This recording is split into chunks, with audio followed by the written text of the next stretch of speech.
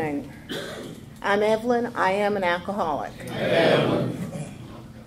I have not speeded in a vehicle in a long time, but tonight to get here, I did find myself going over the speed limit.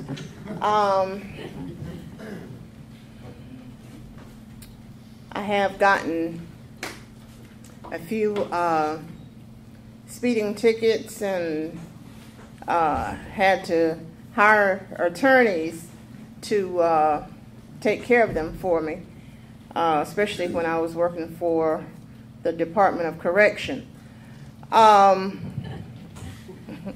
So I'm grateful that my higher power, which is God, allowed me to make this meeting tonight.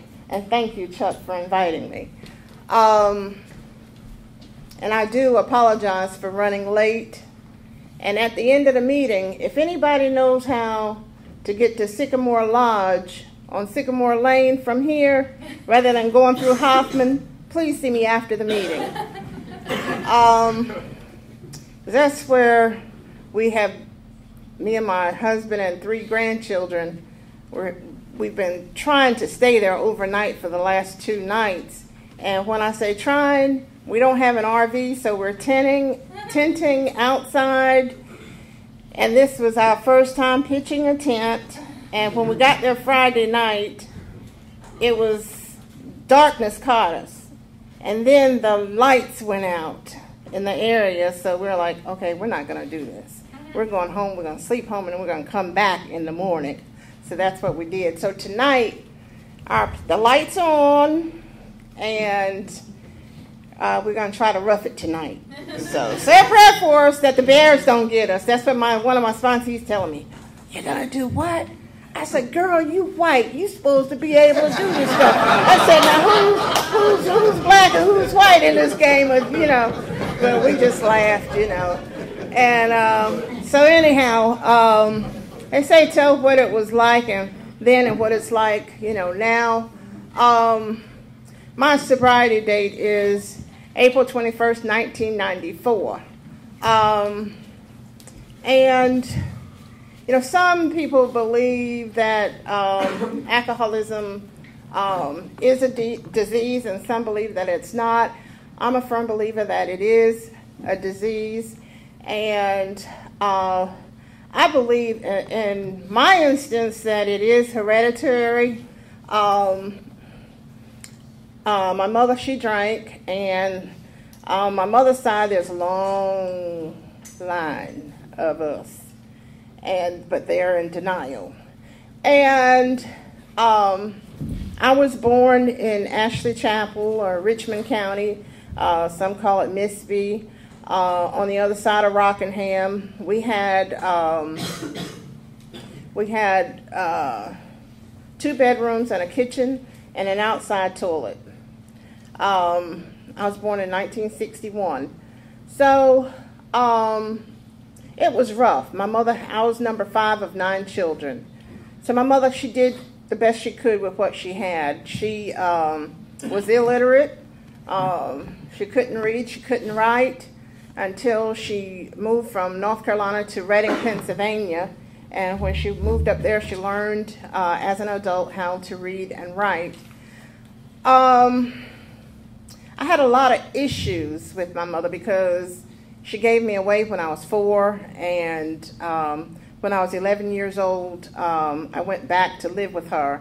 And I always felt less than, and I always felt abandoned, and I always felt something was wrong with me.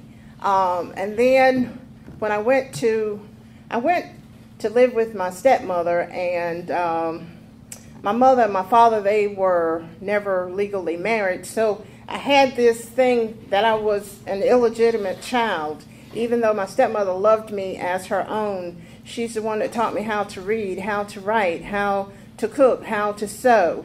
And I was pretty much an only child there. And many say she spoiled me rotten. And I remember when I went back to live with my real mother and my brothers and sisters, they thought that I was a spoiled brat too. One of them may he rest in peace now, put a rope around my neck. They were like, we're going to get rid of you. We don't know what you doing here with us, you know. And I remember my mom beating them and telling them, you know, that I was their sister and, you know, they're not to do that. And so, you know, I had it pretty rough. And I just remember, you know, searching, who am I? That identity crisis, who am I? You know, and I finally, you know, came to terms with it later in life. And so now, you know, I know that I am an alcoholic. My first drink of alcohol, being an adult, I was 19 years old, and I had this dream. I dreamed about taking a drink of wine for the infirmity of my stomach. You know, I was very religious, and so I told my husband I had married this man that was 15 years older than me, and he was a recovering alcoholic, and he took me to my first Alcoholics Anonymous meeting when I was 18. I went in support of him. May he rest in peace. He died. Let's see. Our oldest grandchild is 18, so he died about 18 years ago as a result of not practicing this program. He relapsed, and he never did come back to this fellowship.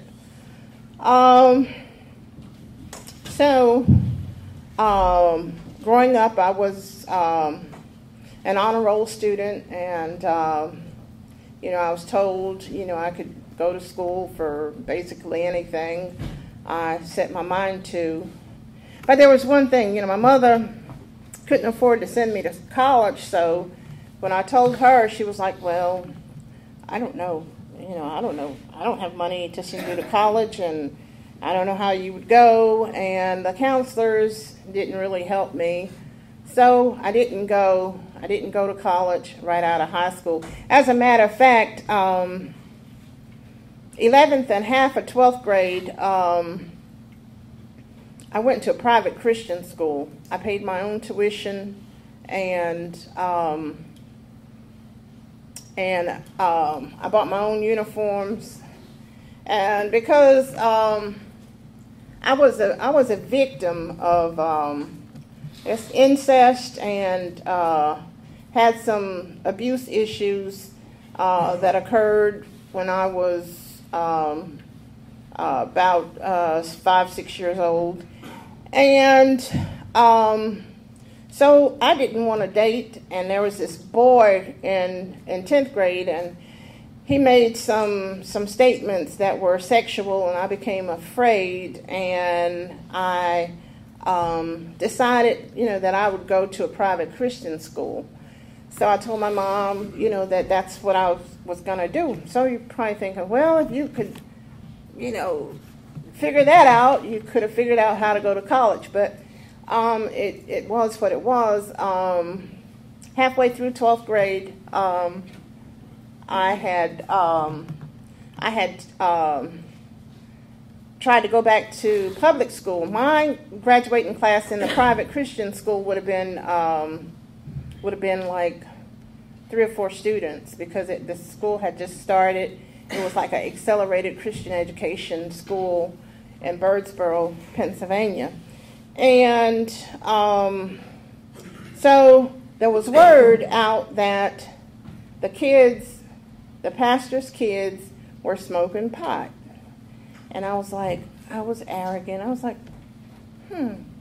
they're smoking pot. Their parents are paying for them to go to school here, and I'm paying my own tuition and buying my books and my uniforms. They smoke pot at the high school, so I might as well just go and finish school there. So halfway through 12th grade, I decided that I'd go back to public school. And my graduating class probably would have been like 700, 800 students, and it was just it was just too much, too much of an adjustment.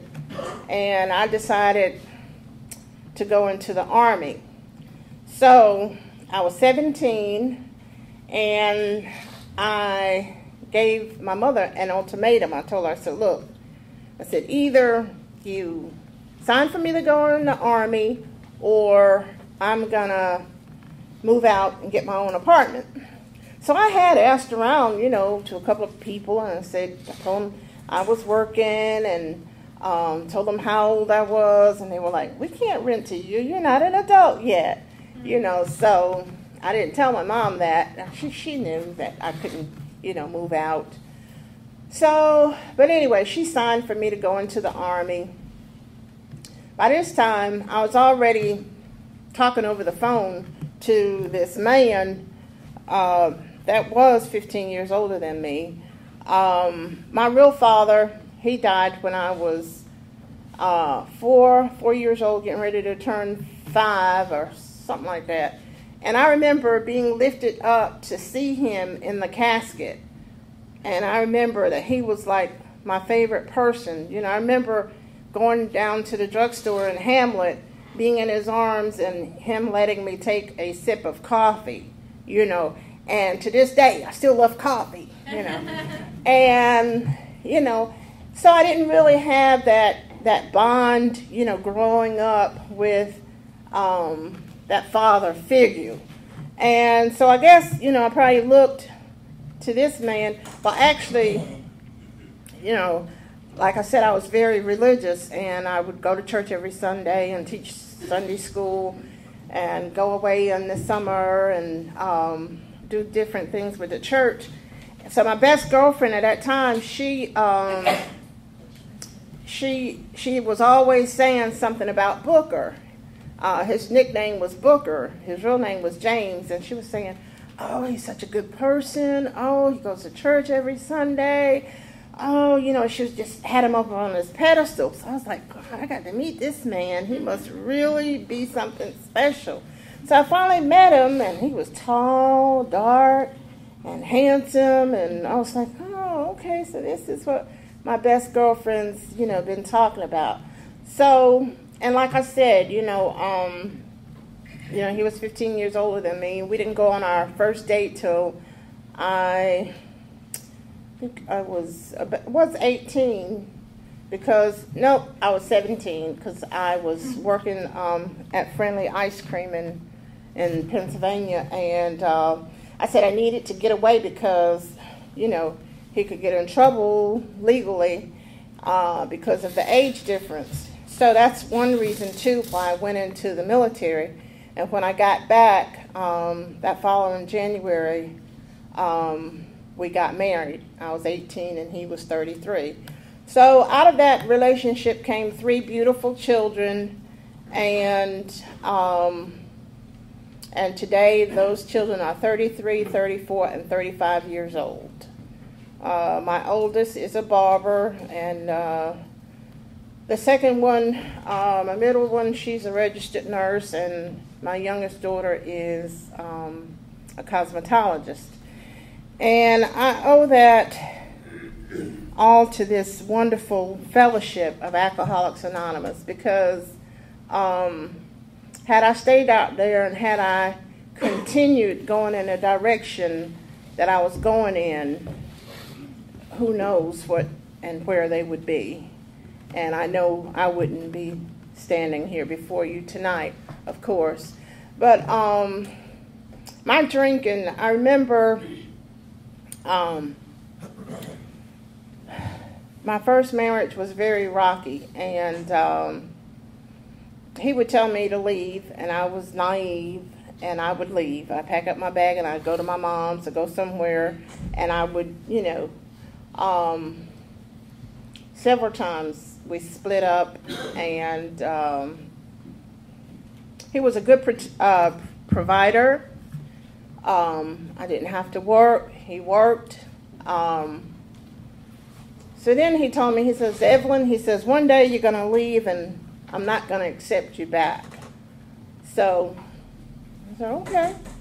So that day came, and the day that it came, I was not prepared. And that's the day that my drinking crossed that invisible line.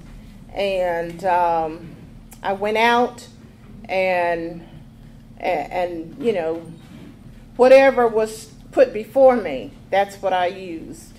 And I came to on top of the mountains in Reading, Pennsylvania, at the place called the Pagoda.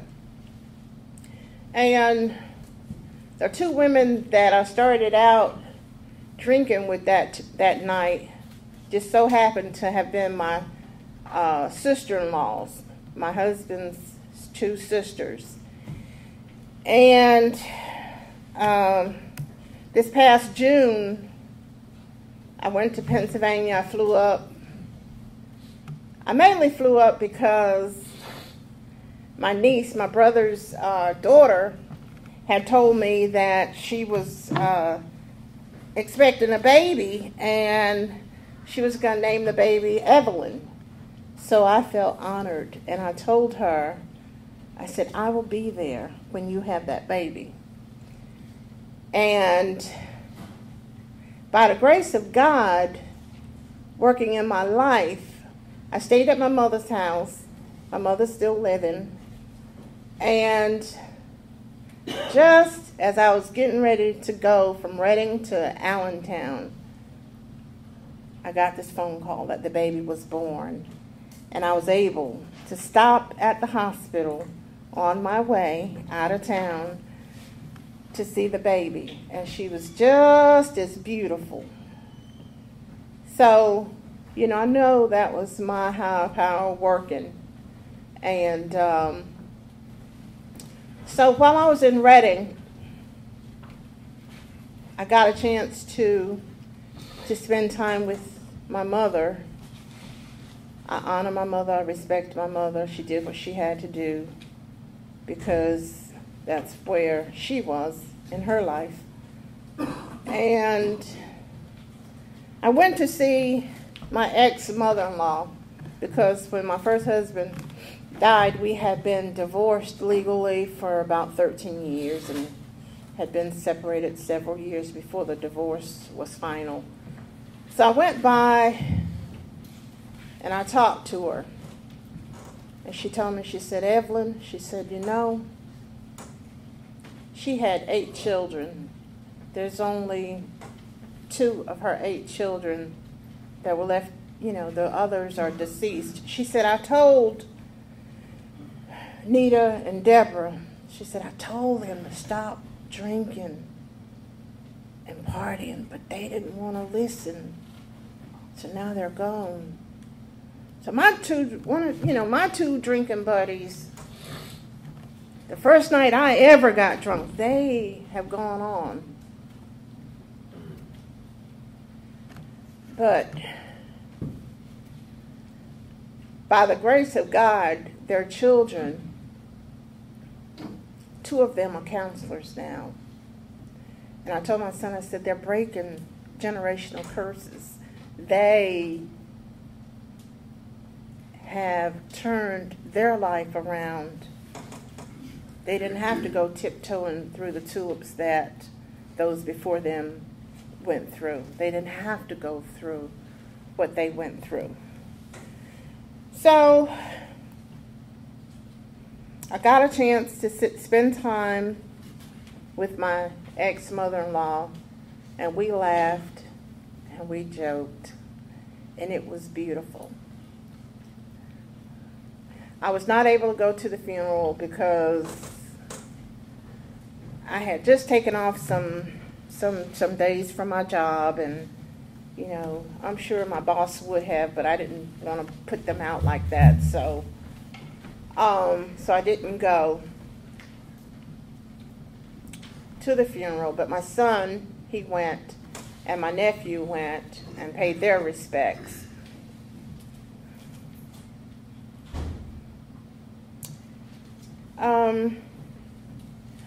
The death, backing up a little bit, when my first husband died, I got a phone call. I was working I was working in Laurinburg at Century Care, and I was a Copeland then, and the coroner called to me at my job.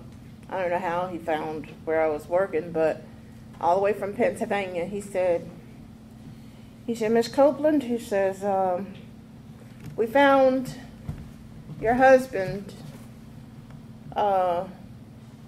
in his apartment. He was dead for 4 days, and nobody found him there till after 4 days. And because of that, you know, of course, you will not be able to have a regular funeral. You'll have to, you know, he will have to be cremated. So he says, now the children, your children, if you get up here in time, you and the children can see him before he's cremated. I said, well, thank you, sir. I said, me and the children will be there as quick as we can. At that time, my vehicle didn't have heat. It was midwinter. We stopped here in Aberdeen at the Advance Auto and picked up one of those heaters that you plug into the cigarette lighter. My son had a little newborn baby. She must have been about 3 weeks old. So we were like, and this was in February, so we made it. We got up there, we got back safely. And when we got there, I asked the children, I said, do you want to see your father? They said, Mom, we had seen him 6 months prior. He had lost a lot of weight. And I remember my son coming down out of his apartment saying, crying, you know, like, Daddy's looks so bad, you know. And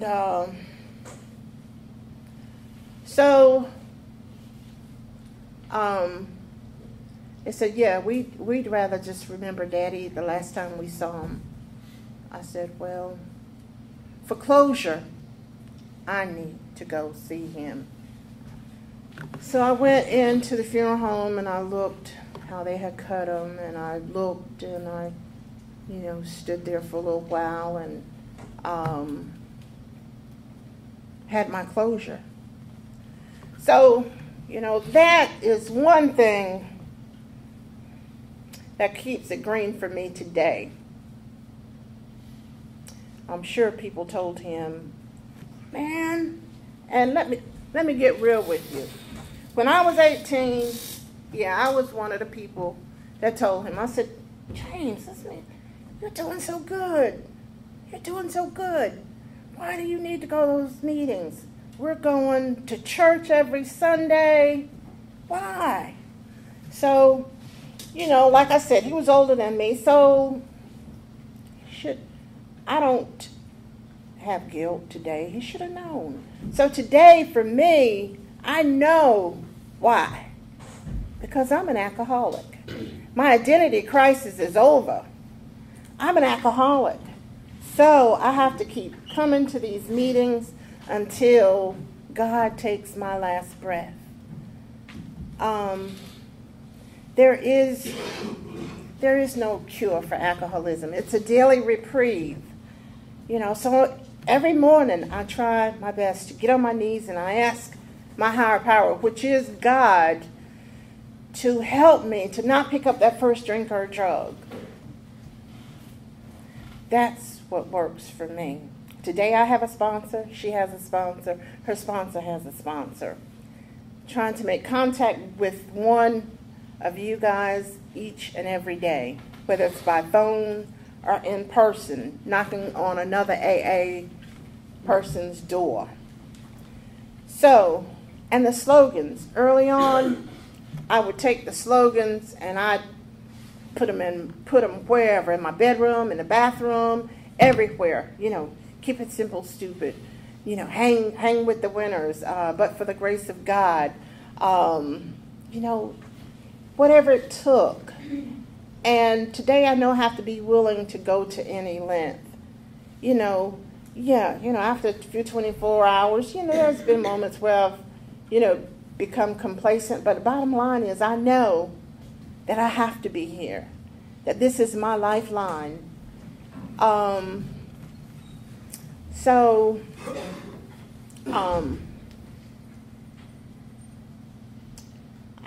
still have, a relationship with my ex-in-laws. I call them and I talk to them occasionally. And again, like early on, I was, again, being honest, I was very hard-headed. My first sponsor lived right beside me in West Reading, Pennsylvania. We were neighbors. And this woman, she told me, she said, Evelyn, she says, your first year you need to stay out of relationships. And I looked at her and I said, what? I said, you mean you want me to give up alcohol, give up, everything else, and now you want me to stay out of relationships? I told her, you must be crazy. So I didn't. I was hard-headed, and I fired her. I'm like, I'm not listening to you, woman. You don't know what you're talking about. So, but now, looking back over it, I see relationships has caused me a lot of pain. And at one time I had about 15 months clean time, and the guy I was dating, he had bought me a diamond ring, and he had bought me a car, old car, but got me from point A to point B. And we were in Albemarle, and I was like, look, you're not spending enough time with me. I'm used to my man spending quality time with me. So he said, well, if you're not happy about the time that I'm spending with you, perhaps you need to find you another man. I was like, you don't talking to me like that? So I said to myself, I ain't saying nothing to them. I said, as soon as I get back in Richmond County, I'm going to show him. I am going to show him. So my first stop was ABC store, then Food Line, and I had a little place in Chapeltown, and I go and get my other goods. And, so it was on. I was like, yeah, I'll show him. So, that's why, one reason why they don't like for us to get into relationships, that first year. After a couple of years in recovery, some of us are sicker than others, okay? So I had some clean time, and I was like, Dad, my high power, I'm seeing the promises come true in my life, and God's been so good to me. I have practically brand new car. I have a career, because when I first came into AA, I didn't have my own place. I didn't have a career. And I said, but Dad, one thing's missing. I'm divorced now. I don't have a man. So I was like, Dad, I need a man. How am I going to get a husband? So there was this guy I knew, and I called up his buddy, and I was like, can you have Larry to come over? Or can you bring him over? Because he rode a bicycle, y'all, And I said, Larry, I said, Larry, do you want to have a relationship with me? So he's like, cool, you got a car, you got your own place. I said, but you got to stop drinking. I said, because I don't drink no more. He said, oh, yeah, I can stop drinking. Yeah, stop drinking. So he came to a few meetings with me. And, man, Larry couldn't stay sober, And we ended up getting married, y'all. Let's see, the first time we got married was like February 14th, Valentine's Day. Valentine's Day. How romantic, right? I'm a romantist, And we went to South Carolina, Bennettsville. That day, it rained bullfrogs. Y'all, if you're single and you're gonna go get married and it rains bullfrogs, run the opposite direction. Okay, run. I mean, seriously. So the guy that I asked him to bring over to the house, he was one of the witnesses. Him and his wife. And Lord, so we had announced that we were getting married, and he had 2 boys, and we had went over to the boys' mama's house and announced it. This woman knew that they were still legally married, but she congratulated us, y'all. She said, "Oh, I'm so happy for you. I'm so happy for you." I was like, "Oh, I'm so glad that you're so happy for me." So, okay, we get married in February, so I think it was like April. Larry gets a letter in the mail saying for him to show up over the sheriff at the courthouse. So they got him for bigamy. So we're in the courthouse. I'm standing right there beside him, and he gets served these papers. And I get out to my car, and I start laughing. I'm like, "Oh, this is so funny." So he looks at me and he says, "What's so funny?" I said, "I waited 13 years to marry somebody else's husband. That's what's so funny." So he tells me how much he loves me. So he says, I said, "Well, we would have to, make this right."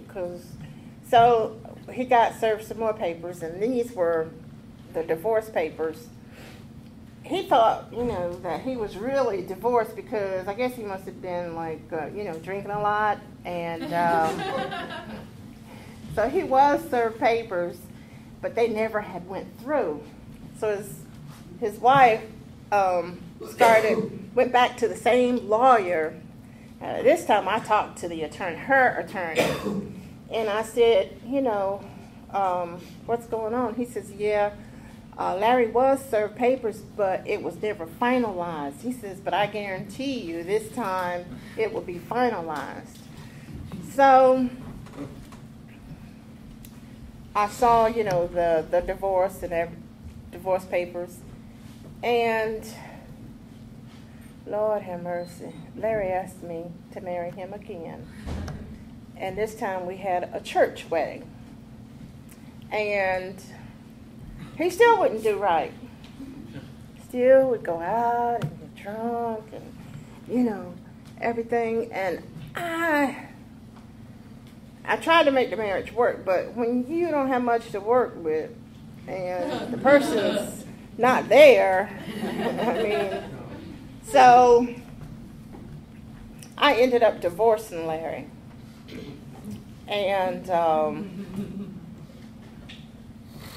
I said, maybe this time I should wait on the Lord, wait for God to send me a husband. So the man I'm with now, we will celebrate our 15th wedding anniversary in December.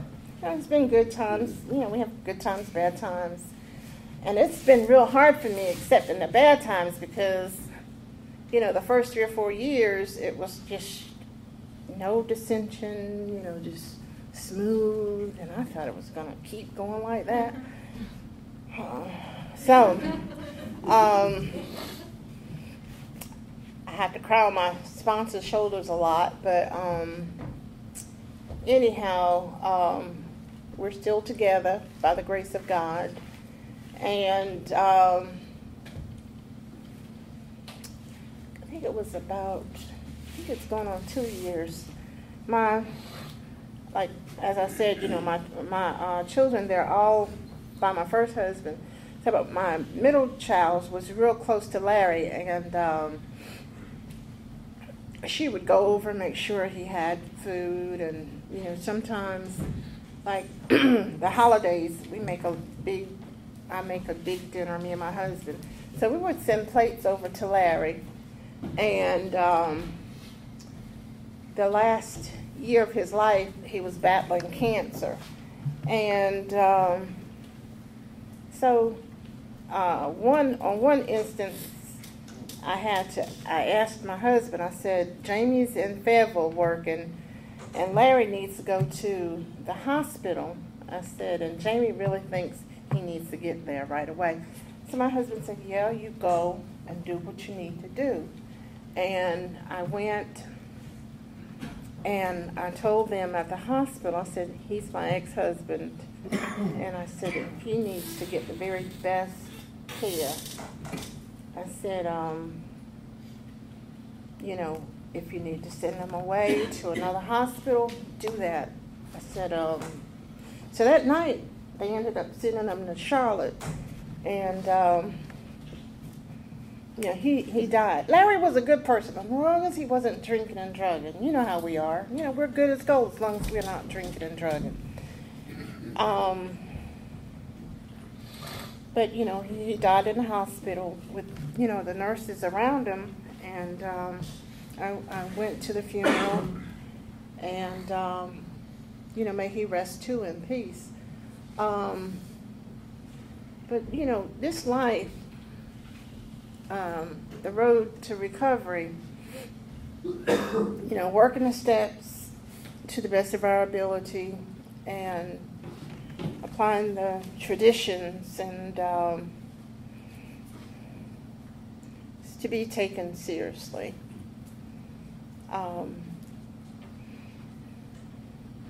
I know that there are yets out there for me.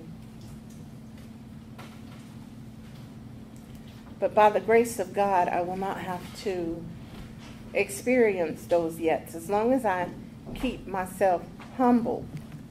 Like my sponsee said, she said, Evelyn, she says, you're sleeping in a tent. I said, yeah, I'm sleeping in a tent. I said, what's wrong with that? She says, you're playing the homeless role. I said, and, you know, today, for me, it's about humility. I know what it is to be without food. I know what it is to have steak and lobster. I know today how to be grateful. I know who I am today. And I am an alcoholic. I only stand here by the grace of God, because I could have been gone a long time ago. So today I try to give back what was so freely given to me. I work the steps to the best of my ability. I have a relationship with my higher power, which is God. I work on my spirituality. Today, I belong to a church.